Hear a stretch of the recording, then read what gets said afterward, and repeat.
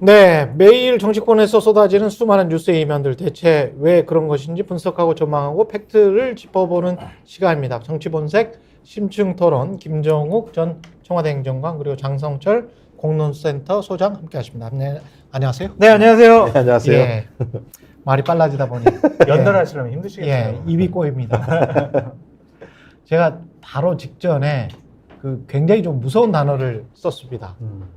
그 언론에서 왜 이야기를 안 하는지는 모르겠습니다만은 제가 느끼기에는 지금이든 나중이든 대통령에 대한 김건희 여사 말고요. 대통령에 대한 사법 처리 관련해서 수많은 의혹들이 지금 고발 사주부터 그렇고 최상병 사건도 그렇고 최상병 사건은 경로에서 만약에 공직기관 비서관실이랄지 이런 곳이 움직였다면 네. 뭐 그거는 거의 빼박으로 가고 있거든요. 지금 잘못하면 대통령실 입장에서는 잘못하면 사법 처리라는 이 단어는 사실은 현직 대통령한테는 무시무시한 이야기예요. 지금이든 나중이든 간에. 그럼요. 예.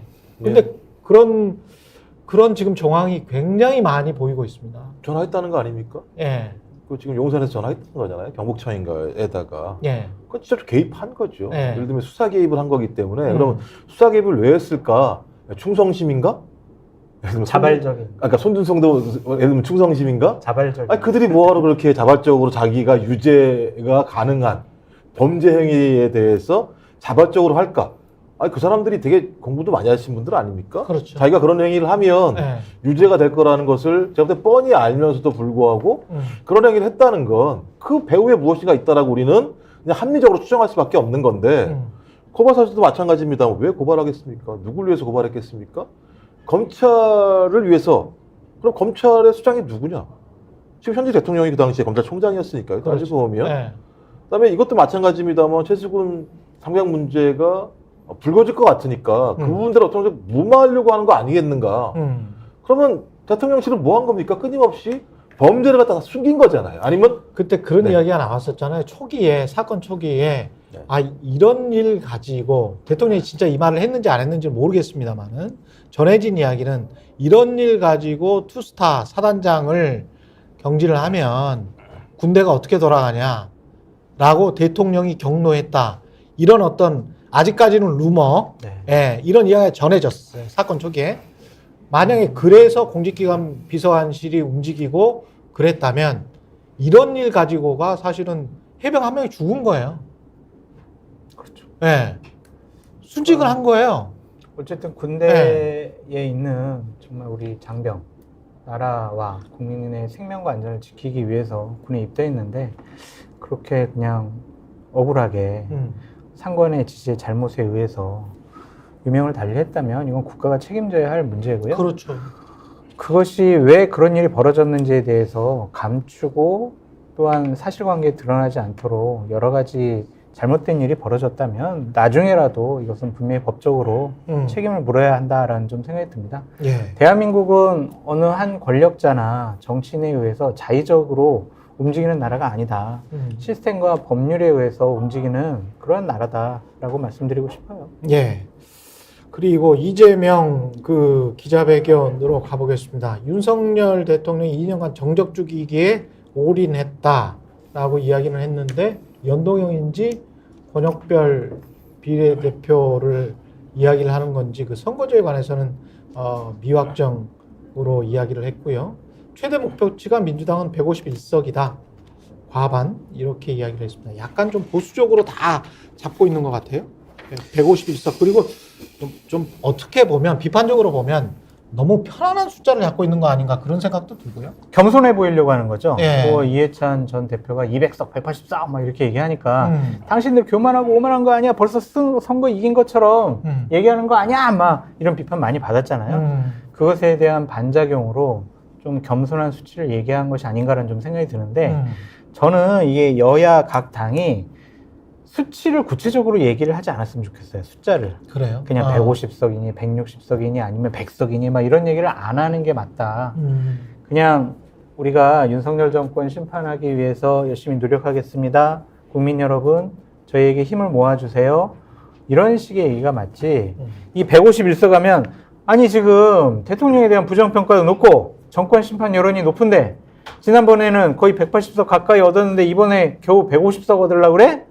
이렇게 또 비판받을 수가 있거든요. 그렇지. 기대치를 낮춰가지고 네. 총선에서 더 많은 의석수 못 얻더라도 책임을 회피하려는 거 아니야? 이런 또 비판을 그렇죠. 받을 수 있기 때문에 그냥 저는 151석 뭐 이런 얘기 안 하시는 게 좋을 것 같다라는 생각이 들고 앞으로 더욱더 국민의 민심 반영하고 국민을 위한 정치를 하겠다 이런 원론적인 얘기만 기자회견에서 당대표로서는 하시는 게 했었어요. 맞는 것 같아요. 예. 뭐 김종욱 행정관님. 예. 강서구청장 보궐선거할 때 자기들이 이기겠다고 얘기하는 사람도 있으니까 그러니까 지금 151석이 중요한 게 아니라 저도 과반 이상의 승리를 해야 된다라고 하는 부분들에 대한 설명을 하는 것 같고요.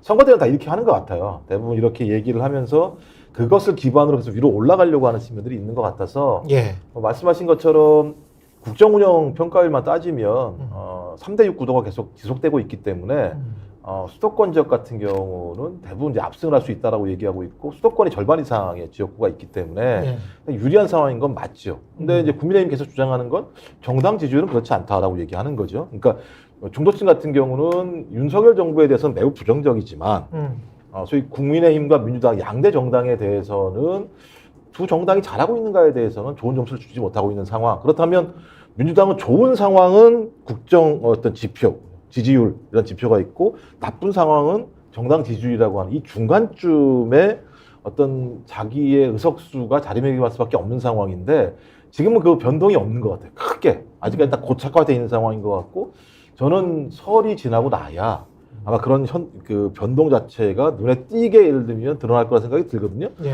그런 측면에서 이재명 당대표가 상당히 보수적인 지표를 가지고 얘기했다는 생각이 들고 저는 뭐 151석 이상이 나올 거라고 생각이 들기 때문에 당대표는 상당히 보수적인 숫자, 과반 이상의 숫자를 얘기하는 것 같다는 생각이 정당 듭니다. 지지율만 가지고 이야기를 하는데 한국갤럽을 꼼꼼히 보신 분들은 아시겠지만 사실은 정권 견제론이 높으냐 높죠. 아니면은 뭐 정권 유지를 위해서 여당에게 힘을 몰아줘야 되는 게 높으냐라고 보면 그 총선 결과 역대 총선 결과와 이 정권 심판론 대 정권 유지론 그럼요. 이거를 놓고 보면은 상당히 지금 격차가 차이가 나요. 그 질문에 관해서는. 그러니까 예. 이게 두 가지 양론이 있습니다. 예. 그러니까 예를 들면 지금 그 과거에 그 지난번 선거에 압승을 했던 요인 중에 하나가 전략기획위원회 위원장이었나 이근영 이분은 뭐라고 얘기하냐면 민주당? 네, 예. 이분은 뭐라고 얘기하냐면 정반대 얘기를 합니다. 정당 지지율을 많이 따라가더라고 얘기를 하는 또 이제 반대로 전체적으로 지금 상황을 보게 되면 심판 선거기 때문에 대통령의 국정운영 지지를 따라가는 경우가 있다라고 얘기를 하고 있는데 저는 그 중간 어디쯤에 추가 변동할 거라 생각이 분명히 들어요.